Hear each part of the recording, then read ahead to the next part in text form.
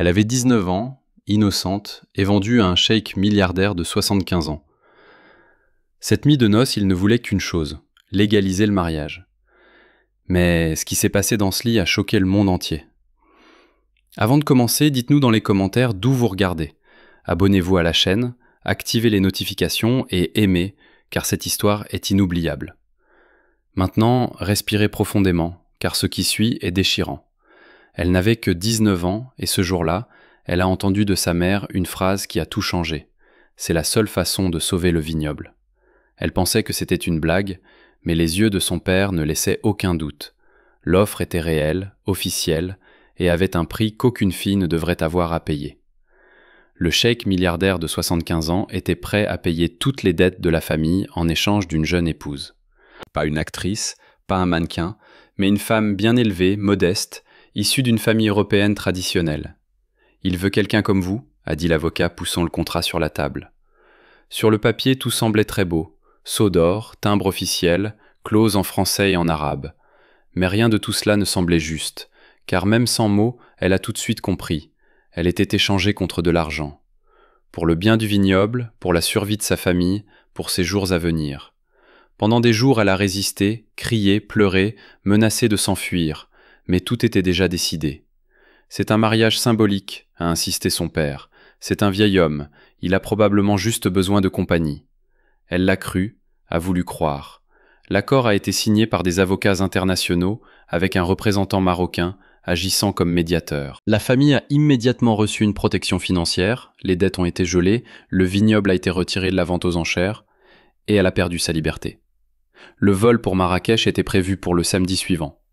Elle a volé seule dans un avion silencieux, ne sachant pas si elle se dirigeait vers une nouvelle vie ou vers sa fin. La peur ne venait pas des sons, mais du silence. Le silence du contrat, le silence de ses parents et le silence qu'elle portait dans son cœur. Le silence de quelqu'un qui avait déjà dit oui, mais qui ne l'avait jamais voulu.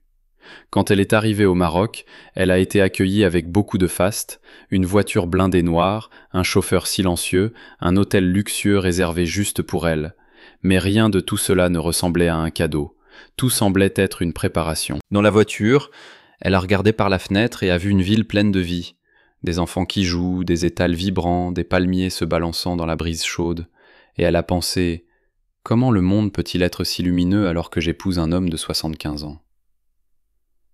La veille de la cérémonie, déjà au palais du cheikh, elle a entendu les assistants. « Il a très hâte de vous rencontrer, madame. » Ses yeux se sont écarquillés.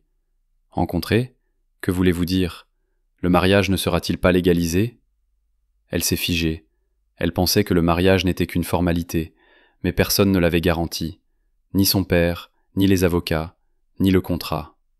Cette nuit-là, seule dans sa chambre, elle a réalisé « Je devrais peut-être coucher avec lui, et personne ne viendra me sauver. » Le matin du jour du mariage, le palais était calme, mais ce n'était pas un calme de paix, mais un calme de contrôle.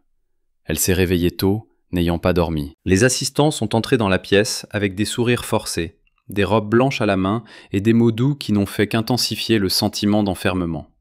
« Aujourd'hui est votre grand jour, madame. »« Oh, super !» Elle avait envie de rire ou de crier. S'habiller a pris presque 1 heure. Pure soie, un collier de perles, un léger parfum derrière le cou. Quand elle s'est regardée dans le miroir, elle se reconnaissait à peine. Elle ressemblait à une mariée, mais se sentait comme un produit emballé. Dans le hall principal, la cérémonie était prête. Quelques invités, tous en costumes impeccables, avec des visages neutres, diplomates, ambassadeurs, avocats. Aucun membre de sa famille n'était là. Personne ne la serrait dans ses bras, personne ne la regardait comme une fille, comme une personne. Au centre du hall se tenait le marié, Tariq Ibn Rachid. Il était vêtu d'une tenue traditionnelle, d'un turban sombre, et dégageait confiance, santé et fierté. Ses yeux brillaient quand il l'a vue et ce n'était pas de la tendresse mais de la possession. Il était satisfait, heureux de savoir que dans quelques heures, il aurait ce qu'il désirait, une jeune épouse occidentale et vierge. Les précédentes, toutes plus âgées que lui, ne l'intéressaient plus. Tariq voulait de la nouveauté, de la jeunesse, de l'obéissance. Elle déglutit. L'officiant de la cérémonie a fait les présentations officielles en arabe et en français. Elle ne répondait que si nécessaire. Elle a signé des papiers qu'elle ne lisait plus, a accepté l'anneau, la bénédiction et le titre. Elle était officiellement une épouse. Après la cérémonie, le cheikh s'est approché, s'est penché et lui a embrassé la main. Elle est restée immobile, sans cligner des yeux. « Vous êtes encore plus belle que ce qu'on m'avait promis », a-t-il dit en souriant. Elle a eu des nausées. Et plus tard, en fin de soirée, elle fut conduite dans un couloir étroit, à travers de lourdes portes, des péridots et un jardin intérieur paisible. Les servantes la laissèrent devant une porte dorée. « C'est votre aile, madame. »« Et où est monsieur Tariq » demanda-t-elle. « Il viendra plus tard, comme le veut la tradition. » La porte se ferma et elle, seule, dans cette pièce luxueuse, s'allongea sur un lit qu'elle n'avait pas choisi, son cœur battant trop vite pour dormir. Pensons à une seule chose. Cette nuit allait-elle vraiment arriver ? La pièce était silencieuse, trop grande, trop froide. Le décor était luxueux mais sans âme, meubles dorés, lourds rideaux et un immense miroir en face du lit. Tout semblait conçu pour impressionner ou intimider. Elle s'assit au bord du lit, son cœur battant, ses pieds froids, ses mains tremblantes sur ses genoux. Elle voulait courir, mais il n'y avait nulle part où courir. Soudain, la porte s'ouvrit. Deux femmes de chambre entrèrent, s'inclinant modestement. Sans demander la permission, elles dirent « Vous devez prendre un bain et mettre les vêtements laissés pour ce soir. » Elle ne répondit ni ne bougea. Mais les femmes savaient déjà quoi faire. Elles préparèrent le bain, laissant des vêtements fins, presque transparents, à portée de vue. Ce n'était pas une chemise de nuit, mais un symbole de soumission. « Monsieur Tariq arrivera bientôt », dit l'une d'elles sans émotion. « Il aime que tout soit traditionnel. » Tradition, c'est ce qu'elles appelaient cela. Elle entra dans le bain comme pour un sacrifice. Elle se lava en silence, enfila les vêtements légers, presque invisibles, qui exposaient ses jambes et accentuaient chaque ligne. De retour dans la pièce, elle s'assit à nouveau sur le lit. Il n'y avait pas de drap pour cacher sa honte, pas d'air à respirer. Quelques minutes plus tard, il arriva. Le bruit de la poignée de porte qui tournait résonna comme un coup de feu étouffé dans l'obscurité. Elle recula instinctivement, bien qu'elle ne bougeât pas. Tariq entra lentement, vêtu d'une tenue traditionnelle, le visage rasé de près, le parfum trop fort. Ses yeux se posèrent sur elle avec faim. Il ferma la porte derrière lui et s'approcha du lit comme si c'était sa propriété. Il s'arrêta devant elle, sourit. « Vous êtes belle. » Elle ne répondit pas. Il inclina légèrement la tête, sa voix basse et acérée. « Enlevez vos vêtements. » Silence. « Maintenant, je veux voir ce qui m'appartient. » Elle déglutit, ses mains tremblantes délièrent la soie, le tissu glissa de ses épaules et tomba sur le lit. Elle se tint nue, les yeux baissés. « Allongez-vous sur le lit, » ordonna-t-il, les jambes écartées, comme une épouse devrait l'être la première nuit, et ne me faites pas répéter. Elle s'allongea lentement, se tournant vers le mur, le cœur désespéré. Tariq la regarda en silence, sa poitrine se soulevant lourdement, ses yeux brillants d'anticipation. Il s'allongea lentement sur le lit, son corps enfonçant le matelas de son poids. Il se rapprocha et dit « Je vais vous dire ce qui va se passer ensuite. » Elle retint son souffle. « Ça fera mal, et vous ne bougerez pas, ne tressaillerez pas, ne crierez pas. Vous pouvez mordre le drap si vous en avez besoin, mais une fois que je commencerai, je ne m'arrêterai pas. » Une larme silencieuse roula du coin de son œil. Elle ne cligna pas des yeux. Son visage resta détourné, mais ses muscles tremblaient. Tariq se pencha encore plus près, lui parlant maintenant à l'oreille. Sa voix était pleine de désir et de domination. « Vous permettrez que cela arrive, vous vous ouvrirez sans lutte, sans résistance. Vous avez été faite pour cela, et vous endurerez tout jusqu'au bout. » Ayla ne répondit pas, mais tout son corps se figea.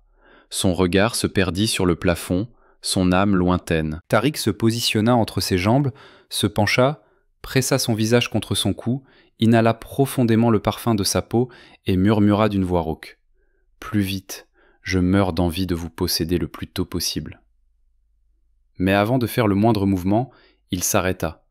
Son souffle se coupa, ses yeux s'écarquillèrent, puis roulèrent vers le haut, comme s'ils s'éteignaient en lui. Son corps se tendit une seconde, se figea, puis se relâcha. Lourd, sans vie, inerte, comme si quelque chose en lui s'était simplement éteint. Ayla resta immobile. Elle sentit le poids de son corps, sa tête pressant sur son épaule, son bras jeté sur son ventre, la chaleur de son souffle disparaissant. « Tariq, murmura-t-elle, presque inaudiblement. Il n'y eut pas de réponse. Elle essaya de le repousser, mais il était trop lourd. Elle réussit à ne bouger son torse que de quelques centimètres. Elle suffoquait du contact, de ce qui se passait, de l'horreur. « À l'aide !» cria-t-elle, utilisant ses dernières forces. La porte s'ouvrit en grand. Les femmes de chambre se précipitèrent en criant, suivies rapidement par 2 gardes. L'un tira brusquement le corps du cher, l'autre le couvrit d'un drap. La pièce sombra dans le chaos. Des médecins furent appelés, le couloir se remplit d'ordres en arabe, de pas pressés et de voix tendues. Ayla fut emmenée dans une autre pièce, toujours enveloppée dans le drap, pâle, en état de choc. Elle ne pouvait ni pleurer ni parler. Elle ressentait juste un vide cruel, comme si le monde s'était éteint. Quelques heures plus tard, elle apprit la vérité. Tariq avait subi un accident vasculaire cérébral grave et irréversible, était tombé dans le coma, était sous assistance respiratoire, ne répondait plus et ne reviendrait pas. Pendant les 3 mois suivants, Ayla vécut au palais, interdite de sortie, sans contact avec le monde extérieur, comme si elle lui appartenait encore, même inconsciente. Jusqu'à un matin étouffant, une femme de chambre entra et dit simplement « Monsieur Tariq est décédé la nuit dernière ». Sur la table se trouvait une enveloppe, le testament. L'épouse qu'il n'avait jamais réussi à posséder était nommée héritière partielle. Personne n'a jamais mentionné cette nuit, et elle n'en a jamais parlé non plus, car cette nuit n'a jamais eu lieu. Les funérailles furent modestes, sans caméra ni discours, juste une brève cérémonie entourée de sécurité et de silence. Ayla fut autorisée à y assister, bien qu'elle fût veuve et épouse légale. Le lendemain, l'avocat du cheikh arriva au palais, en costume sombre, un dossier à la main et une expression impassible. « Le testament a été ouvert ce matin, dit-il directement, et vous y êtes. » Ayla ne réagit même pas. Elle ne savait pas si c'était une récompense ou une malédiction. Une clause du contrat de mariage était claire. Le mariage devait être légalisé pour que les droits de succession prennent effet. Mais personne ne savait exactement ce qui s'était passé cette nuit-là, et Tariq n'a jamais parlé. Il a choisi le silence, un silence qui pour beaucoup signifiait tout ou rien. Mais personne ne s'attendait à ce qui allait arriver ensuite. Le secret, le cheikh avait laissé une disposition testamentaire personnelle, lui accordant une partie de la succession, biens immobiliers, actions, une rente viagère, tout cela selon le droit successoral marocain. C'était une décision individuelle, délibérée et irrévocable. Un cadeau ou un piège. Peut-être était-ce sa façon de dire « Tu porteras mon nom, avec ou sans amour, avec ou sans désir, et le monde entier le saura. » Mais pour les enfants du cheikh, c'était une insulte. Les attaques commencèrent le même jour. Fuites dans la presse, articles remettant en question ses origines, rumeurs de sorcellerie, de séduction, et qu'elle n'était là que pour le gain. Comme si elle avait trompé un homme puissant pour s'emparer de sa fortune. Jeune veuve espagnole devient millionnaire en moins de 3 mois, titraient les journaux. Ayla resta silencieuse, ne donna aucune interview et ne fit aucune apparition publique. Mais cela ne l'empêcha pas de devenir une cible. La famille du cheikh engagea des avocats et intenta un procès pour annuler le testament, affirmant qu'il était malade, vulnérable, sous influence, qu'elle avait profité d'un homme âgé et faible. Et surtout, que la clause de légalisation du mariage n'avait pas été remplie. « Cet héritage est une honte », déclara l'une des filles aînées dans une interview à une chaîne de Dubaï. « Cette femme a volé ce qui nous appartenait. » Mais rien ne créa autant de tension que la nouvelle qui arriva 2 semaines plus tard. Zahir revenait. Le plus jeune fils, diplômé en droit international de l'Université de Londres, qui était absent depuis plus de 5 ans. Réservé, intelligent et dangereux.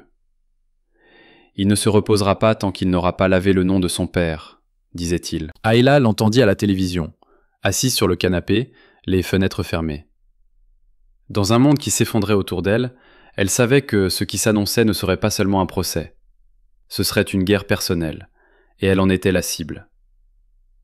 7 ans passèrent, et Ayla disparut. Non pas des documents officiels, mais de la vie. Maintenant, elle vivait dans le sud de l'Espagne, dans une vieille maison parmi les collines de Cadix, avec des murs blancs, de lourds rideaux et un simple jardin clôturé. Là, elle se réveillait tous les jours à 6 heures, buvait du thé, lisait tranquillement, se promenait sans fête, sans apparition publique, sans interview. L'héritage fut gardé secret. Le tribunal classa l'affaire faute de preuves de manipulation, mais son nom ne fut jamais lavé. Certains disaient qu'elle était une femme froide, d'autres une victime rusée. Mais personne ne savait exactement ce qui s'était passé cette nuit-là. Elle ne parla jamais du mariage, ni de la mort, ni du testament. Elle engagea un petit groupe d'hommes discrets et loyaux comme garde du corps, payés pour la protéger de tout, la presse, les curieux, l'histoire elle-même. Elle vivait comme si elle portait un fantôme, avec des yeux constamment vigilants et une âme fatiguée. Elle passait ses journées à ne parler à personne, à entretenir le jardin ou à s'asseoir sur le porche, regardant le vent faire onduler les oliviers. Elle essayait d'oublier, mais son corps se souvenait de tout, tremblant parfois dans l'obscurité. Et même après tout ce temps, la paix ne vint pas, car Ayla savait que des histoires comme la sienne ne se terminaient pas dans le silence. Elle ne faisait que faire une pause, et ce temps touchait à sa fin. Il arriva tranquillement. Zahir ibn Rachid, le fils légitime de Tariq, un homme au regard froid, aux yeux sombres et à l'élégance naturelle. Il avait 35 ans, et bien que le sang du désert coulât en lui, il était diplômé en droit international de l'Université de Londres. Il était réservé, éduqué, parlait 5 langues et avait observé de loin pendant 7 ans. Il n'était pas apparu lorsque son père s'était effondré, ni lorsqu'il était mort, ni lorsque le testament avait été lu. Mais maintenant, quelque chose le dérangeait, le manque de réponse. Une femme se cachant au fin fond de l'Espagne, inaccessible, intouchable et riche, Zahir n'a jamais accepté cette histoire. Le vieux Tariq, mourant la nuit de ses noces avec une vierge de 19 ans, et elle, recevant une partie de la fortune, cela semblait injuste. C'était un matin clair quand il est arrivé pour la première fois à Cadix. Il a loué une voiture noire et a roulé seul sur la route traversant les vignobles. De l'extérieur, le sud de l'Espagne semblait calme, mais en lui, tout était tendu et alerte. Il était vêtu d'une chemise blanche, aux manches retroussées jusqu'au coude, d'un pantalon de costume sombre et d'une montre simple, mais chère. Il n'y avait pas de sourire sur son visage, seulement de la concentration. Il a garé la voiture devant la maison d'Ayla. Les portes étaient fermées et des caméras de surveillance se trouvaient sur les côtés. Un garde l'observait de loin. Zahir attendit la vitre ouverte, la main sur le volant. « Puis-je vous aider ?» demanda sèchement le garde. « Je suis ici pour parler à Madame Ayla », répondit Zahir avec un accent clair et un ton ferme. « Elle ne reçoit pas de visiteurs. »« Je suis Zahir ibn Rachid. » Le garde déglutit, ne répondit pas immédiatement, passa rapidement un appel et revint. « Elle ne vous verra pas. » Zahir se contenta de hocher la tête, ne discuta pas. Il recula lentement, comme si cela faisait partie du plan. Et c'était le cas. Il savait qu'il ne pouvait pas l'atteindre avec une visite, savait qu'elle était protégée, savait que s'il voulait des réponses, il devrait agir différemment. Cette nuit-là, Ayla dormit mal. Il y avait quelque chose d'étrange dans l'air, une vibration inhabituelle à la porte. Elle sentait que quelqu'un était proche, et ce n'était pas un journaliste. Le lendemain, Zahir s'installa dans un hôtel à 3 kilomètres de là, sous un nom d'emprunt, et commença à observer. Il apprit où Ayla achetait son pain, à quelle heure la relève des gardes changeait, combien de fois par semaine elle se promenait dans le jardin, et, le plus curieux, qu'elle vivait seule, absolument seule. Dans sa chambre d'hôtel, Zahir enregistrait tout, photos, heures, détails, non par obsession, mais par stratégie. Il voulait comprendre ce qu'il en était de cette femme. Elle semblait inaccessible, mais avec un regard vide. Elle semblait confiante, mais ne quittait jamais la maison. Elle semblait coupable ? Ou était-ce qu'il voulait le croire ? Pour la première fois, Zahir douta de sa façade. La façon dont elle tenait les tasses à 2 mains, comment elle évitait de regarder les hommes dans les yeux, comment ses épaules étaient toujours tendues. Il y avait quelque chose qui ne ressemblait pas au comportement d'une femme mercenaire. Le 4e jour, il la vit au magasin. Elle était distraite, choisissant des pommes. Il faillit l'approcher pour lui parler, mais s'arrêta. Il sentit qu'elle n'était pas seulement un mystère, mais un champ de mine. S'il faisait un faux mouvement, tout exploserait. Il ne partit pas après que la première tentative de parler à la porte fut rejetée. Zahir resta à proximité, tranquillement, stratégiquement. Il commença à fréquenter les mêmes endroits, la même boulangerie, le même magasin, le même chemin qu'elle empruntait le soir. Elle remarqua, sentit son regard, même quand il faisait semblant de ne pas regarder. Mais elle ne le dit ni aux gardes, ni aux voisins, ni à elle-même. Elle savait qui il était et pourquoi il était venu. La 3e semaine, Zahir frappa à la porte de la maison. Il était soigné, rasé de près, impeccable, chemise blanche à manches retroussées, veste gris clair, chaussures nettes. « Je ne suis pas venu pour me venger », dit-il quand le garde essaya de l'arrêter. Ayla entendit de l'étage, mais ne descendit pas. « Je veux juste parler », insista-t-il. 10 minutes, pas de caméra, pas d'accusation. Silence. « Je veux juste savoir la vérité. » Silence de nouveau. Le garde ferma lentement le portail. Zahir ne discuta pas, se retourna et partit. Mais il revint le lendemain, et encore, et encore. Ayla commença à se demander s'il voulait vraiment des réponses ou s'il essayait simplement de la déstabiliser. Ce samedi après-midi, elle était dans le jardin, arrosant les plantes. Zahir apparut de l'autre côté de la clôture. « De belles fleurs », dit-il, hochant la tête. Elle l'ignora et continua d'arroser les racines de lavande. « Je veux juste comprendre, dit-il. Et vous êtes la seule à pouvoir me le dire. » Ayla éteignit le tuyau, leva les yeux et le regarda fixement pendant quelques secondes. « Que voulez-vous savoir exactement ?» Elle lui parla pour la première fois. Zahir s'approcha lentement de la clôture. « Avez-vous eu une sorte d'aventure, vous et mon père ?» Ayla ne répondit pas. Son visage ne changea pas. Pas de surprise, pas de colère, juste du silence. « L'avez-vous touché ?» continua-t-il. « Ou vous a-t-il touché ?» Elle se détourna et recommença à arroser les plantes. Zahir resta debout, respirant profondément, comme s'il comptait silencieusement jusqu'à 10. « Et le testament, c'était votre idée ?» demanda-t-il enfin. Elle lâcha le tuyau. « Avez-vous fini ?»« Pour aujourd'hui, oui, » répondit-il. « Mais pour aujourd'hui, oui. » Il recula et partit. Il revint la semaine suivante. Cette fois, il ne lui parla pas. Il laissa simplement un panier à la porte, des fruits, du thé à la menthe et une enveloppe avec une carte. « Je ne veux pas vous intimider. Je veux comprendre ce que mon père a vu en vous, » écrivit Zahir. Elle ne répondit pas, ni ne rendit le panier. Les jours suivants se passèrent en courtes rencontres. Un signe de tête de loin, des commentaires sur le temps, un regard plus long que nécessaire. Et dans chaque mouvement d'Ayla, Zahir voyait quelque chose qui le troublait encore plus. Elle ne semblait pas cynique, ne semblait pas froide. Elle semblait blessée. Et c'était plus difficile à accepter que n'importe quelle accusation. Ce fut par hasard.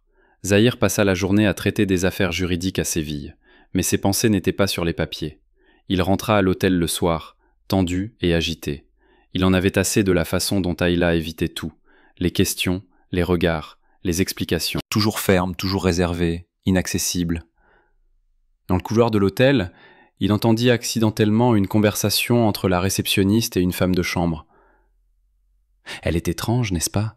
Je n'ai jamais vu cette femme rire. » Et ce n'est pas étonnant, vu ce qu'ils disent qu'elle a traversé, que rien ne s'est passé, que le vieil homme est mort avant, vous savez, elle n'a jamais été touchée. Zahir s'arrêta. Les filles le remarquèrent. « Excusez-moi, monsieur, nous ne savions pas que vous étiez là. »« Qui a dit ça ?» demanda-t-il. « L'infirmière qui a manipulé son corps a dit qu'il était propre, comme si rien ne s'était passé. » Zahir resta silencieux, puis s'en alla simplement.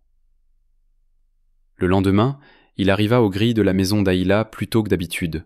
« J'ai besoin de lui parler, dit-il au garde. » Cette fois, elle le permit. Il l'attendit dans le jardin. Elle s'assit, les jambes couvertes d'un drap blanc, tenant une tasse de thé. Zahir s'approcha avec confiance, mais son regard était différent, sans colère, avec quelque chose de plus sombre. « Est-ce vrai, demanda-t-il directement, que vous n'avez jamais rien eu avec mon père ?» Ayla porta la tasse à ses lèvres, gardant les yeux sur lui. « Quelle différence cela fait-il maintenant ?»« Une grande, répondit-il. « Alors non. » Zahir fronça les sourcils. « Non, il vous a touché. Vous voulez dire que le mariage a été légalisé. C'est ce que vous voulez entendre ? Oui, je veux la vérité. » Ayla se leva, calme et ferme. Elle s'approcha et s'arrêta à quelques pas de lui. « Oui, le mariage a été légalisé. C'est ce que vous vouliez savoir ? Oui. » Zahir la regarda. « Vous jurez ? » Je jure, dit Ayla, le regardant dans les yeux. Elle marqua une pause de quelques secondes, puis dit calmement, réservément et avec défi. Alors prouvez-le. Ayla se figea. Son regard vacilla un instant, une seconde, et il le vit. Zahir vit la peur, le doute, la rougeur monter sur son cou. Elle n'était pas une maîtresse du mensonge. Elle était une maîtresse du silence. « Je n'ai rien à prouver, dit-elle finalement. Mais je viens de dire que c'est arrivé. Si c'est arrivé, c'est du passé. » Zahir fit un pas en avant. Elle ne recula pas. « Parce que si cela n'était pas arrivé, murmura-t-il, vous n'auriez pas droit à l'héritage. Vous n'avez pas besoin de me le rappeler, je sais exactement ce qui est en jeu. Alors pourquoi mentez-vous » Elle prit une profonde inspiration, regarda le ciel et dit d'un ton mêlé de douleur et de défensive. « Parce que parfois, dire la vérité, c'est ne protéger personne. » Il se tut. Son visage était ferme, mais ses yeux étaient brisés. Et à ce moment, Zahir ressentit quelque chose qu'il n'attendait pas. Ce n'était pas de la colère, pas du mépris. C'était du désir et de la culpabilité. Parce qu'il commençait à vouloir comprendre cette femme, mais aussi à vouloir la toucher. Et cela brûlait. Dans les jours qui suivirent, Ayla tenta de faire comme si rien n'avait changé. Elle arrosait les plantes à la même heure, préparait le thé à la même température, marchait sur les pierres du jardin comme si elle flottait en elle-même. Mais tout en elle était plus alerte, plus tendue. Zahir n'apparut pas pendant 3 jours. Pas de panier de cadeaux, pas de notes, pas de provocation. Elle aurait dû se sentir soulagée, mais elle était mal à l'aise. À midi le 4e jour, il apparut sans prévenir. Vêtu de noir, sa chemise moulant son corps, sans veste, sans formalité. Ses yeux semblaient plus profonds, son visage fermé. Elle le vit de la terrasse et descendit lentement. « Êtes-vous venu exiger une autre réponse ?» demanda-t-elle dans le jardin. « Non, pas pour ramener des doutes. » Elle fronça les sourcils. Zahir sortit de sa poche une vieille coupure de journal et lui montra le titre. Une veuve espagnole hérite de la fortune d'un cheik arabe après une nuit de noces mystérieuse. « As-tu fait fuiter ça ?» demanda-t-il. Ayla se figea. Elle lut le titre comme pour la première fois, mais elle le connaissait déjà, l'avait déjà lu, relu, et dégluti à sec. « Pas moins, répondit-elle calmement. Parce que c'était bénéfique, insista-t-il, alors l'idée que la nuit s'était produite a maintenu la validité du testament. Pas moi à Barara, répéta-t-elle. Mais tu en as profité, n'est-ce pas? Son silence fit plus mal que n'importe quel cri. Zahir fit un pas en avant, elle ne recula pas. Alors c'est clair, murmura-t-il. Tu as menti, et tu as aimé ça. J'ai survécu, répondit-elle, le regardant droit dans les yeux. Aimer ça? Ricana-t-il amèrement, un coin de sa bouche se courbant. Ce n'était pas de la moquerie, mais de la colère contre lui-même. Tu es doué pour ça. Pourquoi? Pour ne rien dire, mais rendre tout le monde fou. Elle prit une profonde inspiration, se tourna pour rentrer dans la maison, mais il la suivit. Attends, elle s'arrêta, sans regarder. C'est tout? Demanda-t-il. Tu as survécu? Elle se retourna et croisa son regard. Et vous, pourquoi êtes-vous ici? Pour la vengeance, la justice ou la curiosité? Son regard s'assombrit. Les mots disparurent, seul le corps resta. Il s'approcha trop, sa poitrine touchant presque la sienne.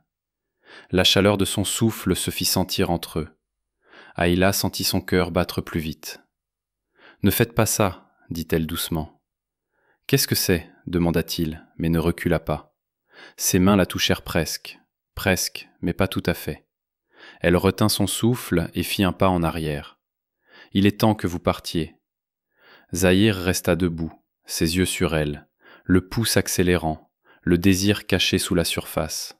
« Tu ne me détestes pas, Ayla ? Peut-être que je devrais, mais je ne te déteste pas. » Elle ne répondit pas, tourna le dos et entra dans la maison. Zahir resta seul dans le jardin. Le soleil commença à se coucher et son corps brûlait de l'intérieur. Il ne savait pas ce qu'il cherchait, mais il savait où le trouver. L'ancien bureau de son père dans la maison de Tanger était fermé depuis de nombreuses années. Personne n'y entrait, pas même les avocats. Mais Zahir entra. L'air sentait le vieux cuir, le bois poli et le silence. cartes, livres en arabe, piles de papier. Rien n'était à sa place, et cela le dérangeait. Après plusieurs heures à fouiller dans des dossiers, il trouva, au fond d'un tiroir à double fond, les contrats d'achat du vignoble de la famille d'Aïla, signés par des sociétés écrans liées à Tariq. Ce fut comme un coup de poing dans le ventre. Tariq avait acheté le vignoble bien avant la faillite. Il était un partenaire caché et sabotait progressivement l'entreprise familiale, siphonnant de l'argent, déstabilisant les exportations, faisant secrètement pression sur les créanciers. Ce n'était pas un accident, pas une entreprise ratée, c'était délibéré. Zahir comprit tout. Son père a détruit ce qu'elle avait pour la sauver. Puis il a transformé sa ruine en condition parfaite pour le mariage, non par amour, mais pour la posséder. Zahir s'assit dans le fauteuil de son père, regardant les documents. À proximité, un dossier séparé contenait des photos, des copies de lettres et des rapports sur la vie d'Aïla avant le mariage. À 17-18 ans, dans les foires au vin, chez sa famille, à l'université. Elle était surveillée avant même de savoir qu'elle serait vendue. Elle était déjà marquée. Le sang de Zahir se glaça. Aïla n'était pas mercenaire, elle était une cible, soigneusement choisie. Et son père n'était pas un homme malade mort prématurément. C'était un prédateur qui savait exactement ce qu'il faisait. De retour à l'hôtel cette nuit-là, Zahir ne dormit pas un instant. Le visage d'Aïla lui apparut dans ses pensées. Comment elle évitait le contact visuel, gardait le silence, se retenait, répondait sèchement. Il comprit, elle n'avait jamais menti, n'avait jamais essayé de toucher personne. Elle était silencieuse pour survivre, et elle en payait le prix chaque jour. Le lendemain matin, Zahir posa sa dernière question à l'un des anciens avocats de son père. Pourquoi personne n'a-t-il remis en question la légalisation du mariage? Pourquoi personne n'a-t-il osé douter? Parce que supposer que le cheikh n'a pas consommé le mariage reviendrait à appeler le défunt impuissant et à insulter publiquement sa mémoire. Aucun des fils ne voulait supporter cette honte, pas même vous, Zahir. Le silence signifiait tout. Ainsi, Aïla reçut l'héritage, non pas parce qu'elle était reconnue comme épouse, mais parce que le monde entier avait peur de dire la vérité. Et finalement, elle n'hérita pas. Elle porta un fardeau. Zahir ferma les yeux et prit une profonde inspiration. L'homme qui avait juré de protéger l'honneur de son père devait maintenant décider s'il protégeait une mémoire ou libérait la femme qu'il avait détruite. Chaque jour qui passait, il lui devenait plus difficile de regarder Aïla sans sentir que, d'une certaine manière, elle était tout ce que son père n'avait jamais osé être. Un individu libre et silencieusement défiant. Le soir, Zahir revint sans prévenir, sans garde, sans masque sur le visage. Aïla l'attendait déjà, comme si elle avait senti ses pas dans le jardin avant même le bruit du portail. Elle ne dit rien, ouvrit juste la porte et le laissa entrer. Le silence entre eux dura plus d'une minute, mais à l'intérieur, tout criait. Zahir s'approcha lentement, sans l'envahir, sans se presser. « Pardonne-moi, Aïla, dit-il enfin, pour tout. » Elle le sentit juste. Il prit une profonde inspiration. « Je ne suis pas venu pour te prendre quoi que ce soit. Je sais, » répondit doucement Aïla. Zahir fit un pas en avant, leva lentement la main et toucha son visage du bout des doigts. Sa peau était chaude, ses joues rougies. Il passa ses doigts le long de sa mâchoire, de la courbe de son menton. Aïla ne recula pas. Ses yeux étaient fixés sur les siens. Dans son regard, il y avait de la peur, mais aussi du désir, de la tension et de l'anticipation. Puis il prit doucement l'arrière de sa tête et ses lèvres rencontrèrent les siennes. Ce fut un baiser fort, chaud, humide. Sa langue entra sans invitation, comme s'il savait exactement où aller. Il explora avec précision, domina l'espace. Elle gémit sur ses lèvres, le son rauque entre douleur et plaisir. Zahir lui mordit fort la lèvre inférieure, puis la lécha, puis répéta. Ses mains se crispèrent sur sa taille, les siennes sur ses hanches, sur ses épaules. Son corps se pencha contre le sien, comme s'il voulait se dissoudre dans ce contact. C'était un baiser d'urgence, de colère, de désir, de peur et de faim. Quand il recula de quelques millimètres, toujours en pressant son front contre le sien, leur respiration était haletante. « Aïla » murmura-t-il d'une voix rauque. Elle dit juste « Reste ». Dans cette pièce étouffante, avec la lumière du soleil couchant perçant à travers les fissures de la fenêtre, Aïla ôta lentement son chemisier. Ses mains tremblaient. Pas de romance, pas de musique, juste la respiration. Zahir regardait comme s'il demandait la permission avec ses yeux, mais sans toujours toucher. Elle ôta son pantalon, resta en sous-vêtements, puis les ôta aussi. Il n'y avait pas de honte, seulement de l'abandon. Il s'approcha, passa ses doigts sur ses clavicules, la courbe de son cou, le centre de sa poitrine. Il descendit calmement, sûrement. Son toucher était celui de celui qui sait, qui guide, mais attend. Quand elle recula légèrement, il s'arrêta. « Tout va bien ?» demanda-t-il à voix basse. Elle hocha la tête, mais ses yeux brillaient. C'était pas encore du plaisir, c'était de la peur.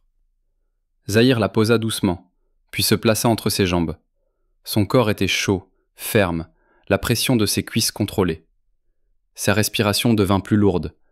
Ayla retint son souffle. Il la regarda dans les yeux et attendit. « Je n'ai jamais été, » commença-t-elle, mais sa voix tremblait. Zahir murmura simplement. « Je sais. » Puis il entra, lentement, profondément et doucement. Ayla gémit de douleur, ferma les yeux, serra le drap, mais ne dit pas non et ne recula pas. Son corps s'ouvrit pour la première fois, pas seulement physiquement. Il s'arrêta, resta à l'intérieur, sans se presser. Elle le sentit, il sentit tout. Il l'embrassa au cou, au menton, aux lèvres, la mordit légèrement, puis lécha, puis gémit. Les mouvements furent lents au début, puis plus assurés, puis forts.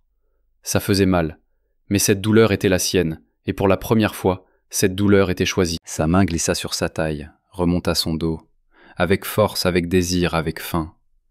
Il lui tira les cheveux. Ayla respira difficilement, mais pas par peur, c'était autre chose. Elle ouvrit les yeux. Zahir la regarda comme s'il la voyait pour la première fois. Elle dit « Je suis à vous ». Il répondit lourdement « Non, tu es mon choix ». Il continua jusqu'à ce que son corps tremble complètement, jusqu'à ce qu'elle pleure, sans comprendre pourquoi, jusqu'à ce que tout en elle crie « Je suis vivante ». Silence.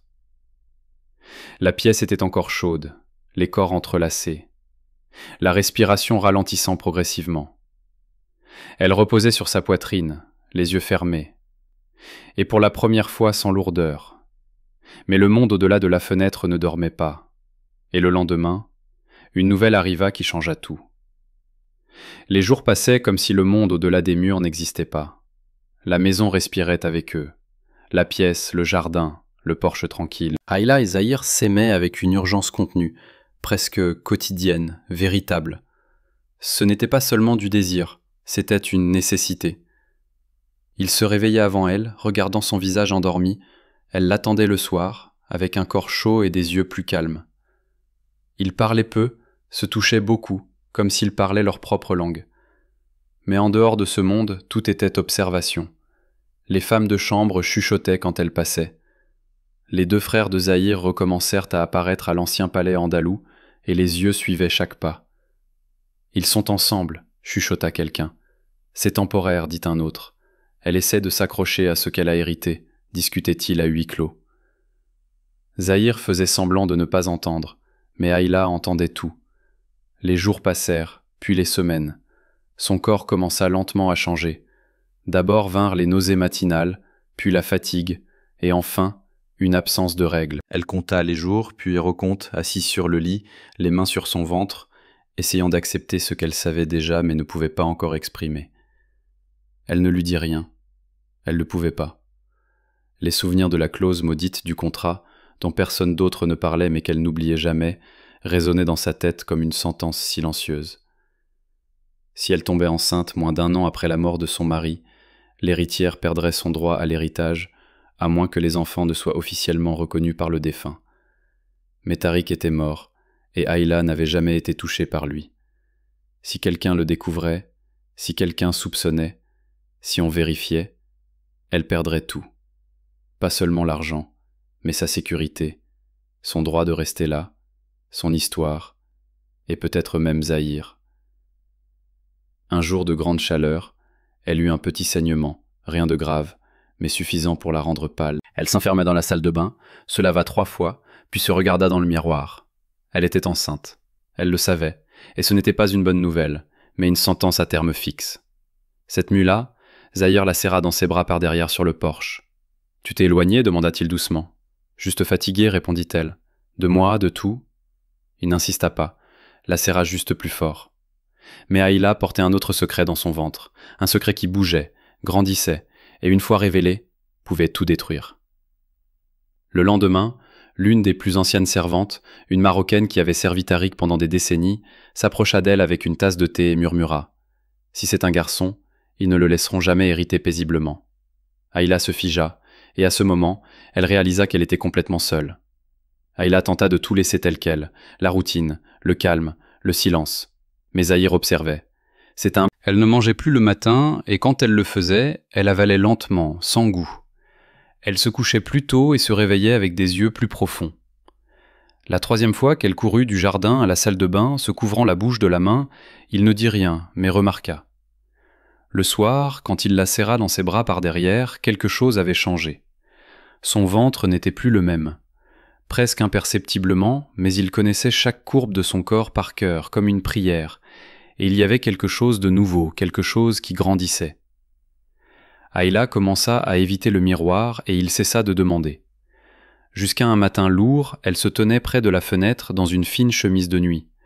Zahir la vit de loin et ne douta plus. Le tissu collait à son corps élancé, mais au centre, il y avait une petite, mais évidente bosse. Zahir entra discrètement dans la pièce, les yeux brûlants. Il ne regarda pas autour de lui, alla directement vers elle. Ayla se tenait près de la fenêtre, enveloppée dans une couverture. Elle ne le remarqua pas, ou fit semblant de ne pas le remarquer. Sa voix coupa l'air. « Depuis combien de temps allais-tu me cacher ça ?» Elle se figea. « Quand allais-tu me le dire, Ayla ?» Elle se retourna lentement, le visage pâle, les yeux pleins de larmes. « Quand ? Après que ça ait grandi ? Après qu'il soit trop tard ? J'avais peur. » « Peur de moi ? » Il fit un pas en avant, sa voix basse mais ferme. « Ou peur de perdre l'héritage ?» Elle prit une profonde inspiration, rencontra son regard, ne répondit pas immédiatement. Les deux. Zahir ferma les yeux, passa une main dans ses cheveux, tourna le dos, faillit partir, mais s'arrêta. Il se retourna lentement, son regard maintenant non seulement en colère, mais blessé. « Tu m'as caché ça. Tu n'as pas menti, mais tu as gardé le silence. Et ça fait mal aussi. » Ayla prit une profonde inspiration, ses yeux humides mais fermes. « Je ne savais pas comment te le dire. Quand j'ai réalisé, c'était trop tard. J'avais peur. » « Peur de quoi ? » ?»« De tout perdre. De te perdre. De perdre cet endroit, ce tout petit morceau de paix. » Zahir regarda en silence. Quand il parla, sa voix était calme, contenue. « Je n'ai aucun doute que cet enfant est le mien. Ce qui me peine, c'est de savoir que tu as traversé ça seule. » Elle s'approcha lentement et pressa son front contre sa poitrine. « Mais maintenant, je ne suis pas seul. » Il la serra dans ses bras, et à ce moment, même avec la guerre à l'extérieur des murs, le silence entre eux semblait un refuge. Zahir regarda son ventre. La bosse était presque imperceptible, mais elle était déjà là. Il passa doucement ses mains dessus, comme s'il touchait quelque chose de sacré. Ils essaieront de te prendre ça, à l'enfant, mais ils n'y arriveront pas. Ayla ferma les yeux, respirant en rythme avec lui, et il était déjà là, non pas comme un fils, non pas comme un héritier, mais comme un homme. À partir de ce jour, tout s'accéléra. Les regards se multiplièrent, les questions cachées se transformèrent en accusations ouvertes. Ses demi-sœurs commencèrent à apparaître sans prévenir. Les tantes parlaient fort, comme si elle était sourde. Elle devint plus pâle, plus ronde. « Elle cache quelque chose », l'un des vieux avocats s'approcha de Zahir. « Si cela est confirmé, vous comprenez le poids politique, n'est-ce pas ?» Zahir ne répondit que par un regard qui ne nécessitait aucune explication. Le même jour, il convoqua une réunion. La salle de marbre était froide, résonnant avec les oncles, les cousins, les frères, les avocats. Tout le monde était silencieux.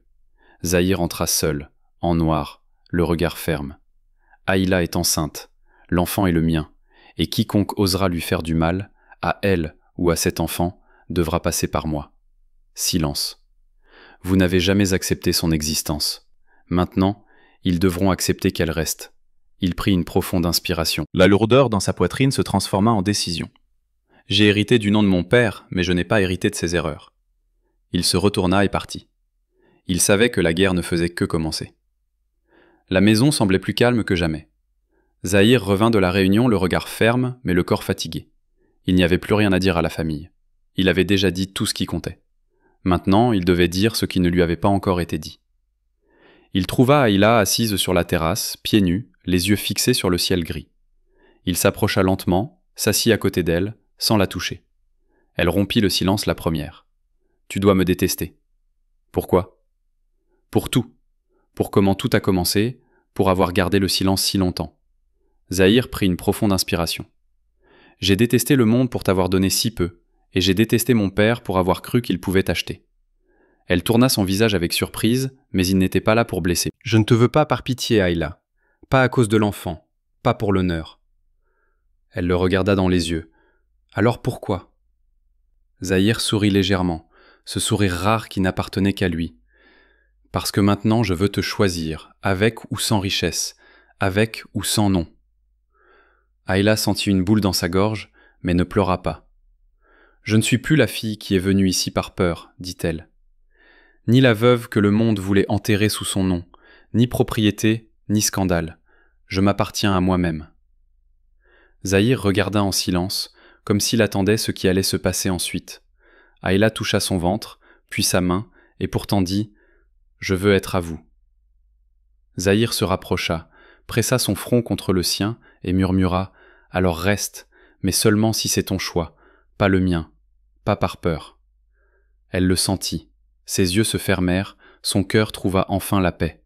Cette nuit-là, il n'y eut ni promesse, ni alliance, ni parole solennelle. Il n'eut que eux, allongés, se tenant la main, tandis que le monde entier restait à l'extérieur des murs. Et pour la première fois, Ayla n'eut pas l'impression de devoir résister, car maintenant elle était là où elle avait choisi d'être. Le soleil commença à se lever quand ils arrivèrent dans un petit village de la côte sud de l'Espagne. Pas de garde du corps, pas de témoins, pas de famille. La maison à l'extérieur était blanche avec des fenêtres bleues et un porche face à la mer.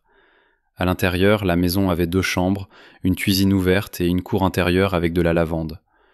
Seulement cela, mais pour Ayla, c'était suffisant. Pour la première fois, c'était suffisant. Le mariage eut lieu dans la cour. Un juge local, invité par un ami de Zahir, célébra la cérémonie. Il n'y avait pas de robe de mariée, elle était en tunique légère, lui en chemise blanche et pantalon de lin. C'était le mariage le plus simple qu'ils aient jamais vu. Mais pour Ayla, c'était le mariage le plus réel dont elle pouvait rêver. Quand le juge conclut la cérémonie, Zahir s'approcha tranquillement. D'abord, il lui embrassa le front avec révérence, puis ses lèvres avec tendresse, mais fermeté. Leurs mains se rencontrèrent calmement. Oui, vint sans hâte, et les yeux d'Ayla dirent tout ce qui n'avait pas besoin de mots. La procédure judiciaire se déroula tranquillement et lentement. La famille de Zahir intenta un procès pour contester le testament, tentant d'annuler la partie de l'héritage laissée à Ayla. Ils utilisèrent sa grossesse comme argument pour révoquer la clause qui stipulait que si elle tombait enceinte moins d'1 an après la mort de Tariq, elle perdrait son droit à l'héritage. Mais Ayla ne se battit pas. Elle choisit de se rendre. Elle signa un document volontaire, renonçant à la plupart des biens associés au nom de Tariq. Elle garda une petite parcelle de terre dans le sud de la France que personne ne voulait contester. L'ancienne cave familiale, la seule partie de l'histoire qu'elle insista pour garder. Et suffisamment pour vivre loin, simplement et librement. Zahir ne prit que ce qui était à lui et refusa de toucher ce qui était à elle. « Nous ne sommes pas ici pour répéter le passé, dit-il. Nous sommes ici pour faire les choses différemment. » Et ils firent exactement cela.